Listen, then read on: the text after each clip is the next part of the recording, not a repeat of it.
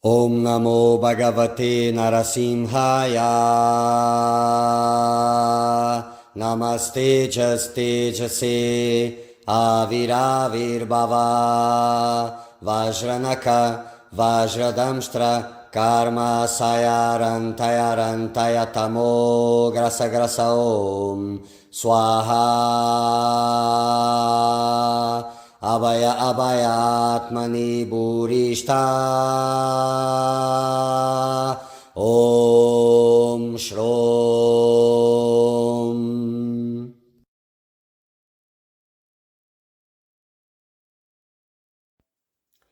Continuando com o Evangelho, Decênio da Paz, e alguns atormentados por grandes dores não queriam deixá-los, e não sabendo o que fazer, resolveram mandar um deles a Jesus, pois queriam muitíssimo tê-lo consigo. E quando os dois saíram à procura dele, viram o próprio Jesus que se aproximava da margem do rio. E o coração encheu-se-lhes de esperança e alegria quando lhe ouviram a saudação: A paz seja convosco. E muitas eram as perguntas que desejavam fazer-lhe, mas tomados de espanto não conseguiram começar, pois nada lhes acudia à mente. Disse-lhe então Jesus: Vim porque precisais de mim. E um deles gritou: Mestre, precisamos de fato, vem livrar-nos das nossas dores. E Jesus falou-lhes em parábolas. Sois como o filho pródigo, que por muitos anos comeu, bebeu, passou os dias em devassidão e luxúria com os amigos, e todas as semanas, sem o conhecimento do pai, contraía novas dívidas e esbanjava o dinheiro em poucos dias. E os prestamistas sempre lhe emprestavam dinheiro, porque o pai dele possuía grandes riquezas e sempre lhes pagava. Resignado às dívidas. E a debalde admoestava o pai com palavras justas, o filho, que nunca dava atenção às admonições paternas que lhe pediam em vão, que renunciasse às libertinagens sem fim e fosse para os campos a fim de vigiar o trabalho dos criados. E o filho sempre lhe prometia fazer tudo se o pai lhe pagasse as dívidas antigas, mas no dia seguinte recomeçava, e por mais de 7 anos levou o filho essa vida dissoluta. Um belo dia, porém, perdendo a paciência, o pai recusou-se a pagar aos prestamistas as dívidas contraídas pelo moço. Se eu continuar pagando, disse ele, não haverá fim para os pecados do meu filho. Enfurecidos por terem sido enganados, os prestamistas fizeram do filho um escravo, para que pudesse, com a labuta de todos os dias, pagar-lhes o dinheiro que pedirem emprestado. Cessaram então os comes, os bebes, os excessos de todos os dias. De manhã à noite, com suor no rosto, ele aguou os campos, e todos os membros lhe doíam em razão do trabalho não familiar. E vivia de pão seco, e nada tinha além das próprias lágrimas para amolecê-lo. E 3 dias depois sofria tanto com o calor e o cansaço que disse a seu amo: Não posso trabalhar mais porque todos os membros me doem. Por quanto tempo pretendeis atormentar-me? Até ao dia em que com o trabalho das tuas mãos me tenhas pago todas as tuas dívidas, e quando os 7 anos tiverem passado, estarás livre. E o filho desesperado replicou chorando: Mas eu não consigo suportar nem mesmo 7 dias. Tem piedade de mim, pois todos os membros me ardem e me doem. E o credor malvado gritou: Apressa ao trabalho, se pudeste por 7 anos passar os teus dias e noites na farra, terás agora de trabalhar por 7 anos. Não te perdoarei enquanto não tiveres pago todas as tuas dívidas até à última dracma. E o filho, com os membros fustigados pela dor, voltou desesperado aos campos, a fim de continuar o trabalho. Já mal podia ter-se de pé, por causa do cansaço e das dores, quando chegou o 7º dia, o dia de sábado, em que ninguém trabalha no campo. O filho então reuniu o resto das suas forças e encaminhou-se cambaleante para a casa do pai.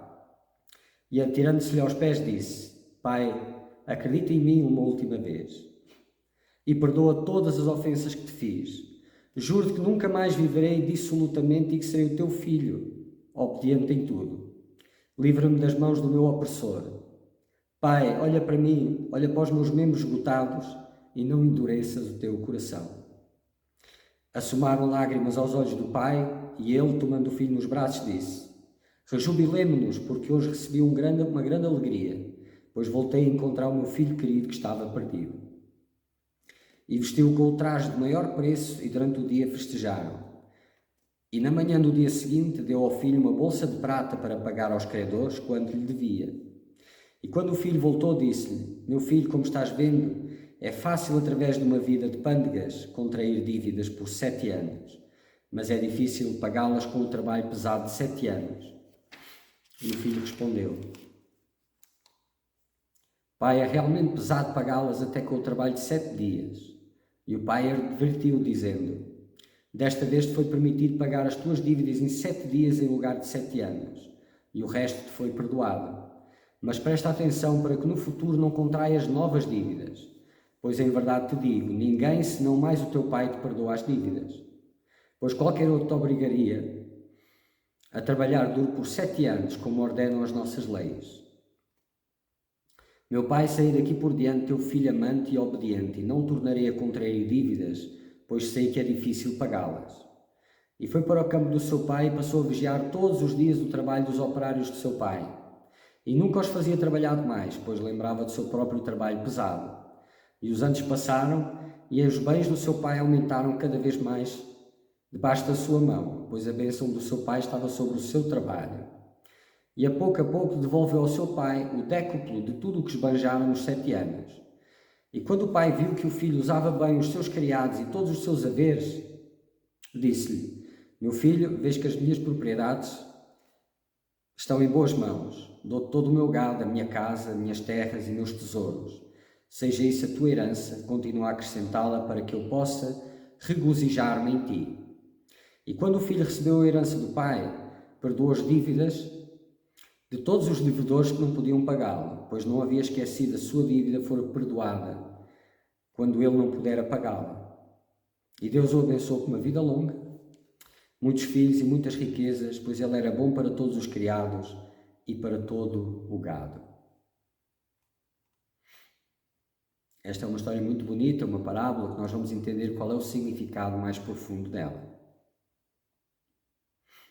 São os apontamentos, não é? As leis espirituais indicam o caminho, mas a corrupção e o facto de não se verem as consequências dos próprios atos no imediato faz com que não se escute nem se sigam as leis espirituais, descredibilizando as mesmas. Então o pai aqui, que é Deus, não é? Avisou várias vezes o filho que não ligou porque não havia consequências, só havia o lado aparentemente bom, né, dos pecados e não haviam as consequências. Obviamente não são os primeiros pecados que levam a ficar nas mãos dos demónios, como se vê na parábola, que o pai vai pagando as dívidas do filho e não retira logo a proteção, mas chega uma hora que é visto que não vale a pena, quando Deus vê que não vale a pena, não é? E que o filho precisa de ver o preço dos pecados para se poder dignificar perante Deus. Não são os primeiros pecados, mas depois que entram os demónios, não é? Todos os pecados contam para os segurar ali, não é?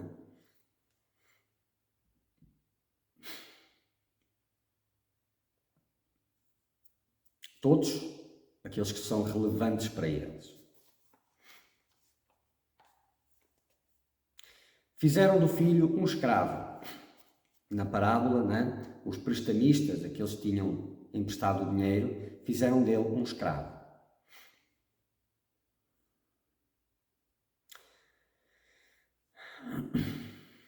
E isto tem a ver com aquilo que eu já expliquei, não é? Aquele que fica nas mãos dos demónios vira um escravo dos demónios, não é? Que vai sendo trabalhado nesta vida, na próxima vida, até se tornar um instrumento completo na mão deles ou até que seja cortado o vínculo, não é? E, como também já expliquei, não está restrito a esta encarnação, mas a todas as encarnações subsequentes. Até à demonização completa do ser ou que ele seja salvo pela graça e misericórdia de Deus, não é?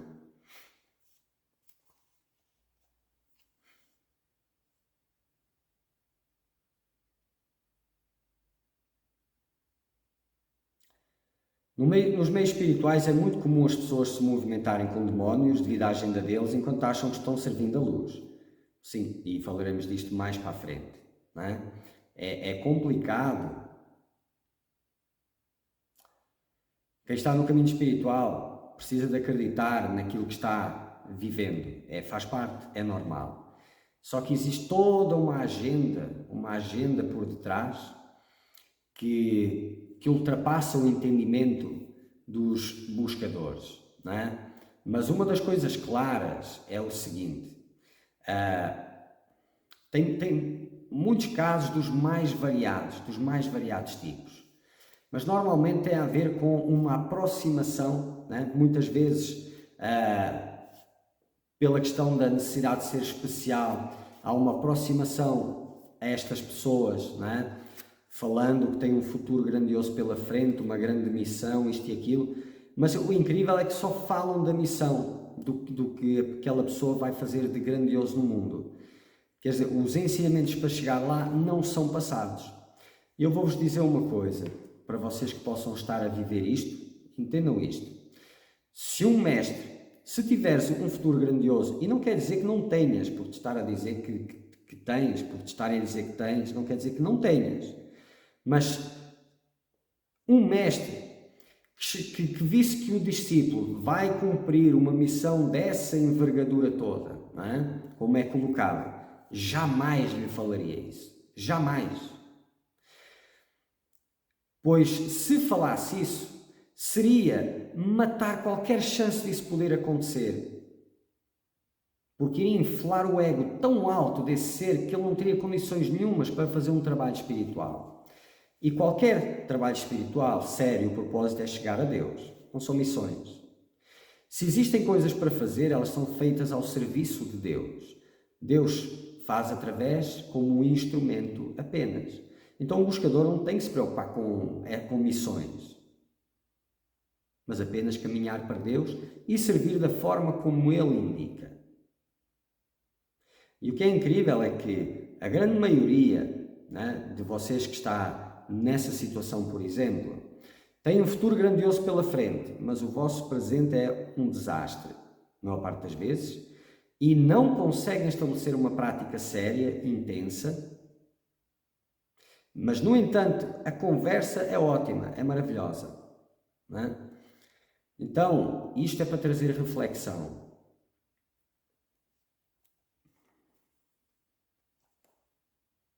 Se quiseres, claro.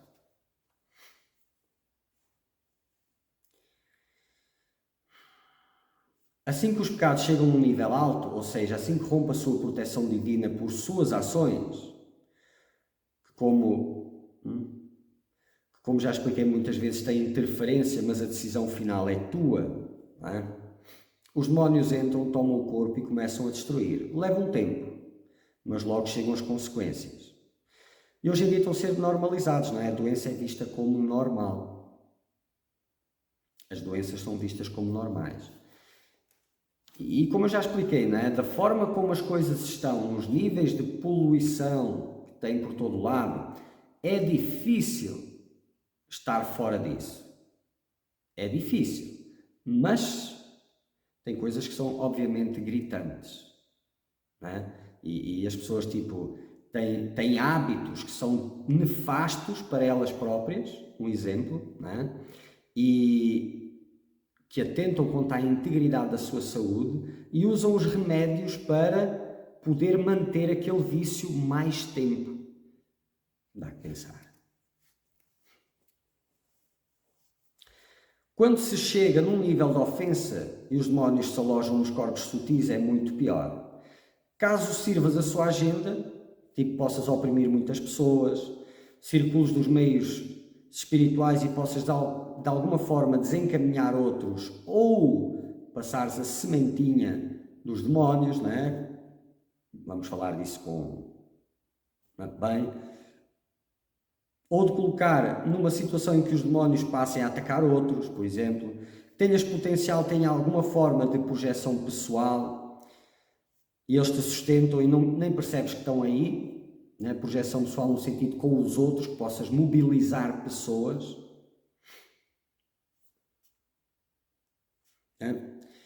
A não ser que tenhas vontade de crescer espiritualmente e vais vendo que não consegues te firmar numa prática espiritual. Portanto, vais fazer tudo. E normalmente é tudo ao contrário. Vais fazer o aprendizado, as leituras, o estudo, vais desenvolver grandes teorias e dizer um monte de coisas, e a prática espiritual não vai desenvolver, ou muito rasa. Agora, uma prática espiritual intensa, não vai sair. E quando quiseres levar isso a sério, vais perceber então que tem um monte de obstáculos.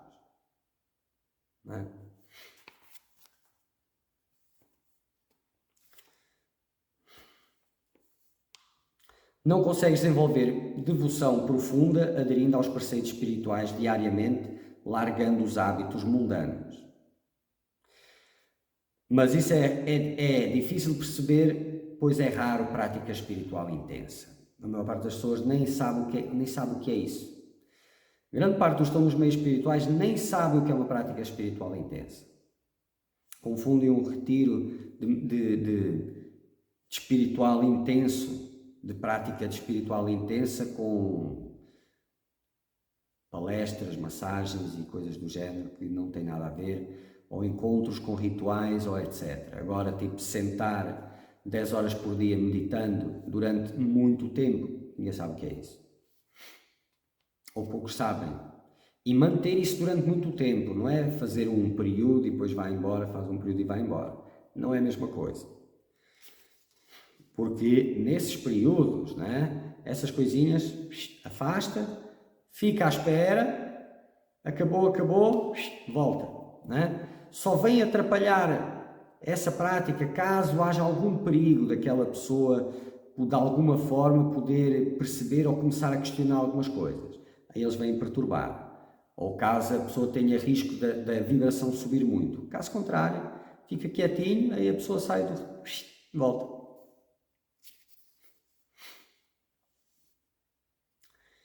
Caso já tenhas servido a sua agenda, quer seja nos meios espirituais, quer seja no mundo, caso tenhas servido a agenda deles e não queiras mais, tenhas percebido e queiras sair disso, aí vais conhecer um outro lado da moeda, Perseguição, ataques, tormentas,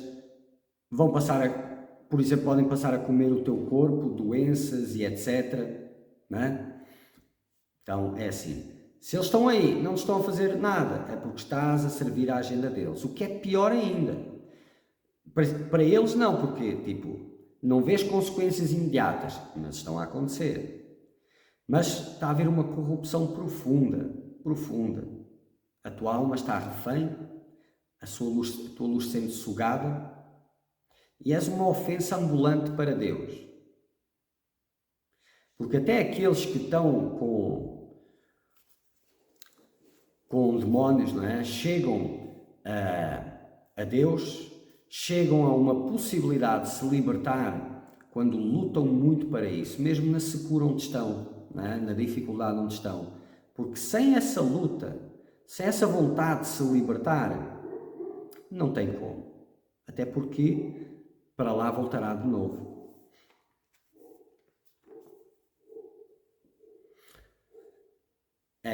Eu já vi isto também muitas vezes, os buscadores sob muitos ataques, Quando estão sob muitos ataques, meio que se encolhem e começam a fazer o que eles querem, param as práticas espirituais, abandonam o caminho, etc. Porque de alguma forma, imaginam que aí vão deixá-los quietos. Bom, possivelmente vão. Assim que eles se aproximam de alguma coisa espiritual ou que queiram começar uma prática intensa, voltam os ataques. Então eu vou-me comportar bem, eu não faço nada e sigo a vidinha, Só que não segues a vidinha nas mãos deles. E eles vão começar a atacar os que estão à tua volta, vão começar a entrar por todas as tuas ligações de alma e a redesenhar a tua vida completamente em direção ao profundo do abismo. Fora o abismo e a secura espiritual, caso sejas um buscador que tem realmente um chamado. E essa aridez é pior do que todo o resto ainda. Mas isso talvez fique mais difícil para ver. Então agora eu vou pegar o texto, não é? A parábola do filho pródigo, e vou comentar trechos. Portanto, vou ler trechos e vou comentar. Então, e Jesus falou-lhe em parábolas: sois como o filho pródigo, que por muitos anos comeu, bebeu e passou os dias em devassidão e luxúria com os amigos. E todas as semanas, sem o conhecimento do pai, contraía novas dívidas e esbanjava o dinheiro em poucos dias.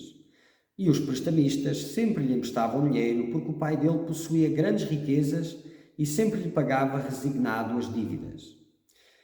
E a debalde admoestava o pai com palavras justas o filho, que nunca dava atenção às admonições paternas que lhe pediam em vão, que renunciasse às libertinagens sem fim e fosse para os campos a fim de vigiar o trabalho dos criados. O filho sempre lhe prometia fazer tudo se o pai lhe pagasse as dívidas antigas, mas no dia seguinte recomeçava. E por mais 7 anos levou o filho a essa vida dissoluta. Portanto, esta é a vida comum, viver pelos prazeres, usufruindo do prazer do pecado enquanto não tem consequência, normalizando tudo e sempre contando com a ausência de consequências.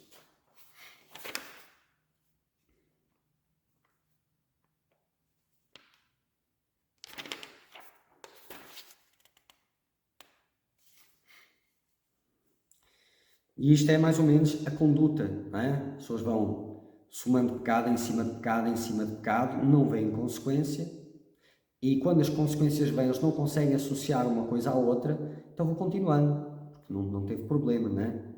E é bom, dizem eles, é bom, não é? E sem se saber mais nada, sem se conhecer a bem-aventurança, se imagina que tudo isso, que o prazer é bom, não é? Mas na realidade esse prazer é a outra face do sofrimento, tal como o dia é a outra face da noite. Eles alternam um entre o outro, e onde existe um, existe o outro.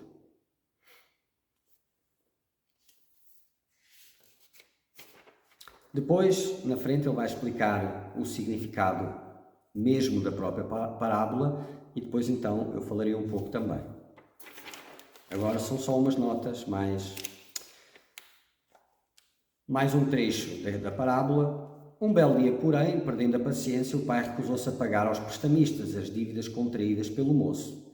Se eu continuar pagando, disse ele, não haverá fim para os pecados do meu filho. Então, quando o ser está assim, meio que ele está a desperdiçar a vida.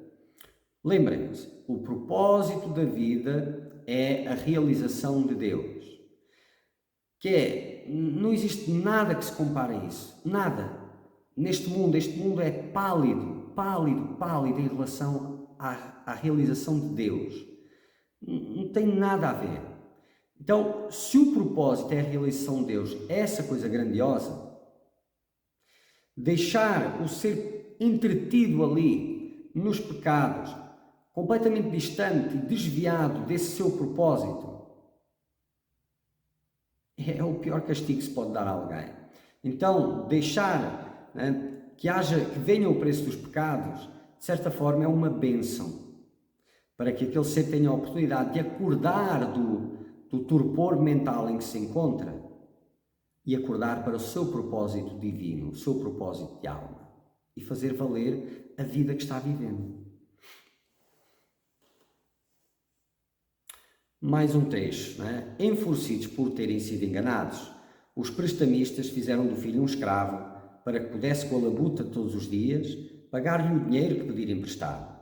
Cessaram então os comes, os bebes e os excessos de todos os dias, de manhã à noite, com suor no rosto, ele agou os campos, e todos os membros lhe doíam em relação ao do trabalho não familiar, e vivia de pão seco, e nada tinha além das próprias lágrimas para amolecê-lo. E é assim, é mesmo uma parábola que fala tudo sobre o sofrimento que vem depois com o preço dos pecados, seja através de enfermidades físicas ou através de outras coisas, porque mais importante do que isso, seja pela distância de Deus, pela ausência de devoção, pela impossibilidade de chegar perto de Deus enquanto tem aqueles pecados nele. Então, esse é o maior prejuízo. E depois, além do que eu já falei, também o sofrimento das doenças, não é? A corrupção da sua linhagem, da sua ancestralidade, da sua linhagem, dos seus filhos, dos filhos dos filhos, destruição sem fim, não é? A conspurcação do sagrado em si mesmo e, eventualmente, não é? Serás comida para demónios. E quem os tem sabe o quão penoso isso é. Quem os tem e já não está servindo o seu propósito. Aí sabe. Caso contrário, não sabe. Mas, para aqueles que possam pensar, bom, então, se eu tiver demónios, então melhor é ficar quieto e obedecer, não é? Não, essa responsabilidade é maior. Porque quando é só para ti, é só contigo, é uma coisa. Agora, quando estás a passar para outros, a responsabilidade é maior. E existe uma responsabilidade, não é? E eu já vi muita coisa. E existem aqueles que, de alguma forma, acabam por se entregar e servir conscientemente ou semi-conscientemente, né? Tipo, eu não digo que te estou a servir, mas eu faço aquilo que tu esperas de mim, né? E pronto. E isso já é um outro nível ainda de pior. E quando se fala de pior, fala-se de consequências mais drásticas, tipo a diferença entre pecado e ofensa.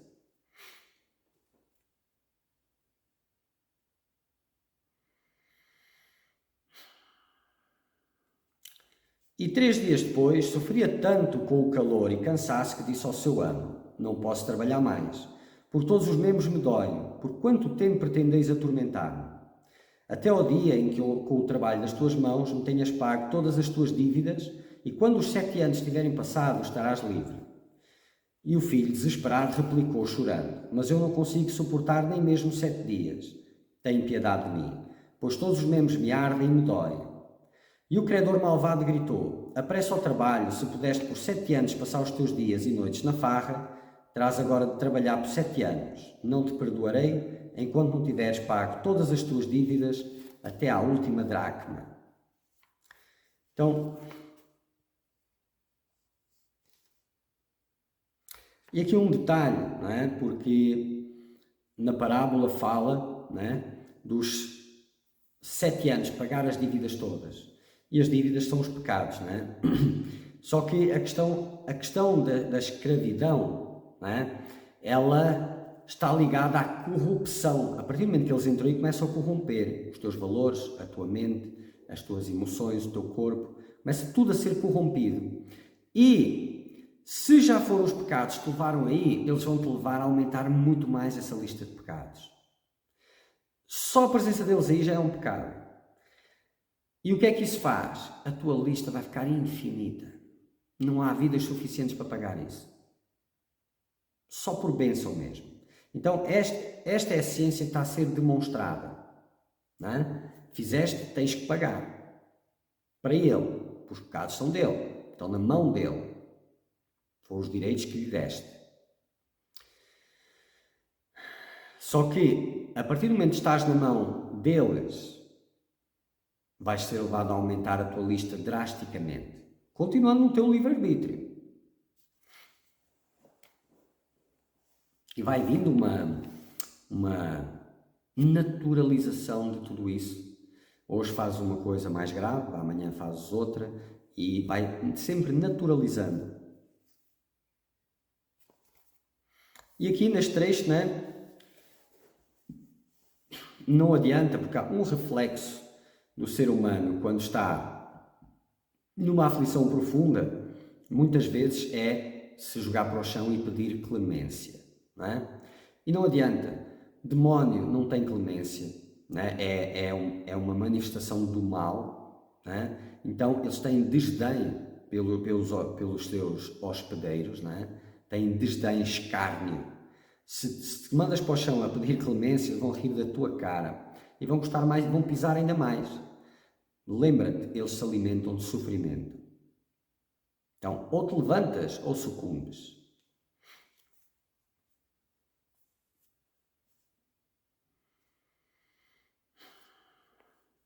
E o filho, com os membros fustigados pela dor, voltou desesperado aos campos a fim de continuar o trabalho. Já mal podia ter-se de pé por causa do cansaço e das dores. Quando chegou o 7º dia, o dia de sábado em que ninguém trabalha no campo, o filho então reuniu o resto das suas forças e encaminhou-se cambaleando para a casa do pai. E atirando-se-lhe aos pés disse: Pai, acredita em mim pela última vez e perdoa todas as ofensas que te fiz. Juro que nunca mais viverei dissolutamente e que serei teu filho obediente em tudo. Livra-me das mãos do meu opressor. Pai, olha para mim e olha para os meus membros esgotados e não endureças o teu coração. Então, aqui está a bênção, não é? Muita gente pergunta, mas porquê do sofrimento? Porquê do sofrimento? Porque desconhecem que o propósito da vida é chegar a Deus. Imaginam que é aquela vidinha com aqueles valores. E o sofrimento para eles, que estão cheios de orgulho, de arrogância, vaidade, ilusão de controle, etc. É o sofrimento, é a única bênção que lhes pode dizer alguma coisa, né? Porque nem que se Deus se manifestasse e dissesse assim, olha, larga isso, serve para nada, volta para mim, né? Eles dizem, né? Então o sofrimento, tipo, mesmo quando tu sabes que as coisas são erradas, que elas não são boas para ti, continuas a repetir, só o sofrimento pode levar daquilo, tirar daquilo quando chega numa intensidade necessária. Então o sofrimento faz muitas coisas. E ele na realidade é a última bênção que um ser pode receber. Porque é a única coisa que quando a sabedoria não funcionou, quando a experiência de vida não funcionou, o sofrimento, ele pode tardar, mas ele faz. Ele dá essa oportunidade.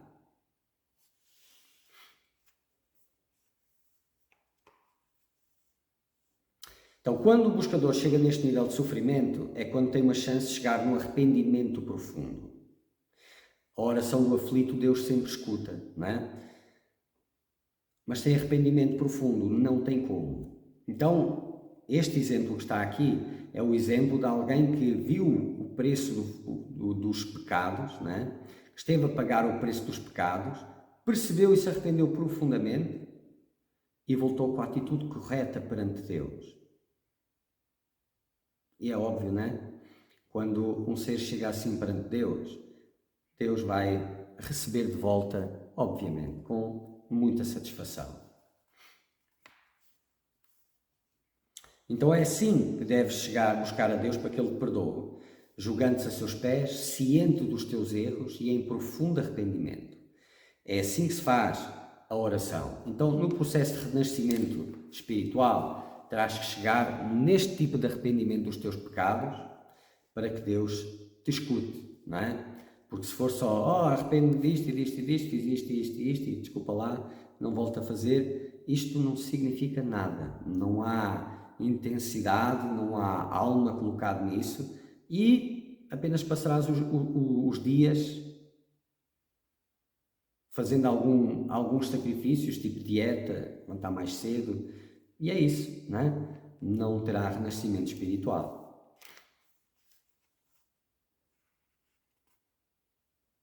Obediente em tudo significa: dedicarei meu alento para servir a Deus, respeitando as suas leis que me levam a Ele, não mais serei uma ofensa para Deus. Irei honrar a Deus e à vida que me foi dada. 3 que está acima, não é? Assomaram as lágrimas aos olhos do pai e ele, tomando o filho nos braços, disse: rejubilemo-nos, porque hoje recebi uma grande alegria, pois voltei a encontrar o meu filho querido que estava perdido. E vestiu com o traje de maior preço e durante todo o dia festejaram. E na manhã do dia seguinte deu ao filho uma bolsa de prata para pagar aos credores quanto lhes devia. Não é?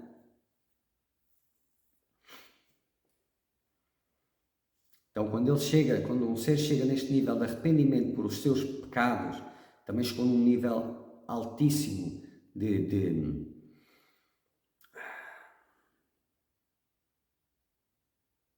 visão, de consciência, se tornou muito consciente das suas ações, do poder das mesmas, das consequências das mesmas, do que é ofensivo, do que é pecado, e ganhou uma certa aversão a tudo isso. E quando chega neste nível, Deus fica muito feliz, por ele especialmente, por este ser, e no caso, né, remove todos os seus pecados.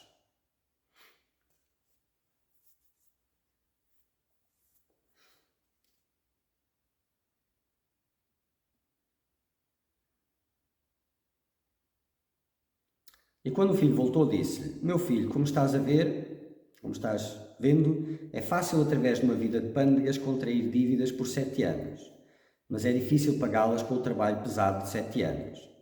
Pai, é realmente pesado pagá-las até com o trabalho de 7 dias. E o pai advertiu, dizendo: Desta vez te foi permitido pagar as tuas dívidas em 7 dias, em lugar de 7 anos, e o resto te foi perdoado. Mas presta atenção para que no futuro não contraias novas dívidas. Pois em verdade te digo, ninguém, mas senão o teu pai, te perdoa as dívidas. Então, se voltares a pecar, terás que pagar tudo, não é? Dificilmente Deus voltará a escutar as tuas preces, até porque se já faltaste tantas vezes com a tua palavra, e Ele agora dá-te esta oportunidade de te limpar todas as tuas dívidas desta vida, de vidas passadas, cortar ligação com demónios, caso exista, e tu depois voltas aos mesmos pecados, aí é demais, não é? E quem serve aos demónios, e quem serve Deus e os demónios serve apenas aos demónios, e a eles pertencem e vive sob as suas leis. E as suas leis são essas, olho por olho, dente por dente. Só que, não é?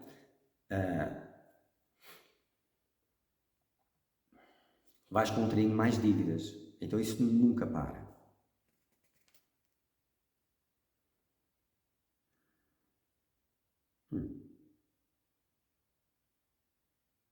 E como eu já disse, tem os possuídos de luxo, não é? Que são protegidos, mas que vão perdendo a alma a pouco e pouco, que é um preço bem mais alto. Muito bem. Om Namo Bhagavate Narasimhaya. Namaste Tejase Aviravirbhava Vajranaka Vajradamstra Karma Sayarantaya Tamo Grasa Om Swaha Abhaya Atmani Burishta